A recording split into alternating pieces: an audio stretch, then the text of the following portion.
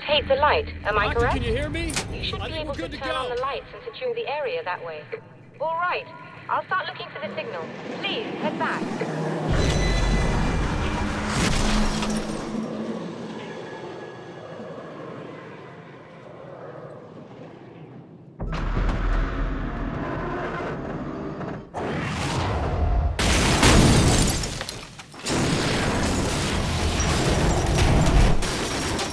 I guess they didn't like that.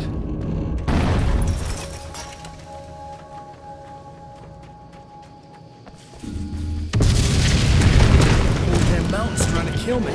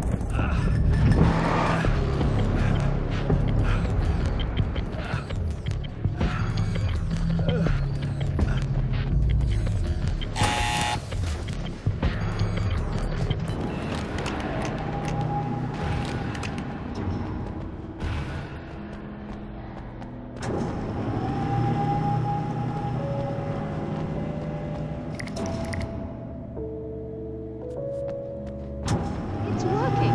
Please, come up here.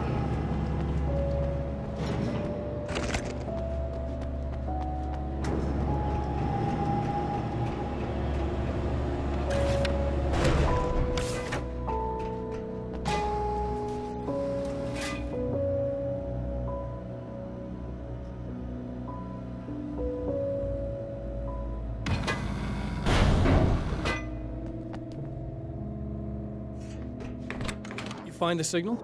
Yes, I don't think it's quite the same thing we had, the last time. Still, we're definitely picking it up. Are we getting the complete signal now? I'm afraid not. Take a look at it yourself. I'm printing out a hard copy now. I'd like to ask you a question or two before that, though. If you don't mind. What's on your mind, Doctor? Most people would find these events extremely disturbing, provided that they survive these creatures, that is. You seem to be quite adept at dealing with the situation. Why is that? Yes, I was involved in... It's a complex story.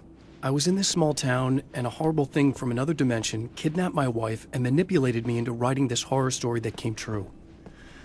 I learned to fight it with light, and I managed to contain it and free my wife. But I was trapped in its world. Are you serious? Absolutely. So, I'm used to reality working in strange or even impossible ways. And I fought these things, not exactly like this, but close enough for a good while now. Of course, I have certain advantages. Was there anything else? What did you mean when you said you have advantages? At the risk of sounding like a lunatic, reality is much more fluid than people think. It can be influenced. I didn't take you for a mystic. I'm not. I'm a writer. And under certain conditions, I can, for lack of a better word, rewrite reality. Change things. That's absurd. But it works. Assuming I believe this, why don't you simply, I don't know, write yourself some superpowers? It's not quite that simple. You need to follow certain laws of drama, I suppose. You need to think about consistency and symbolism. Often what you write isn't anywhere near as important as what you imply. There are things out there that will take advantage of your mistakes. You really believe in this? Don't look at me like that. You've experienced some of this yourself.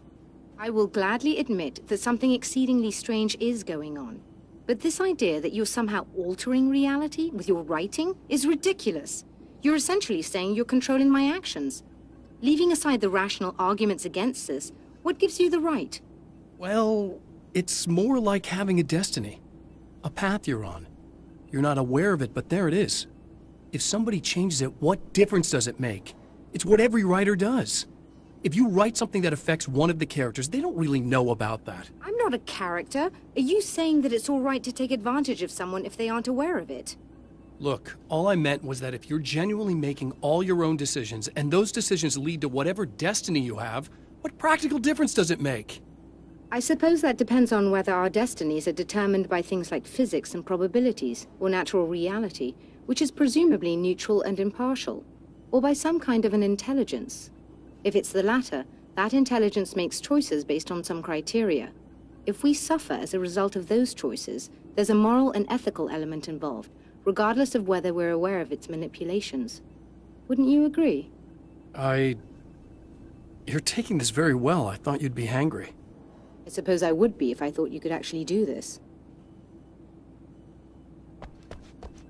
Another printout. Another signal fragment. The message is still not complete, but it's another piece of the weapon he has built against his adversary. Mere words on a piece of paper, but in the right hands, they will hold back the darkness.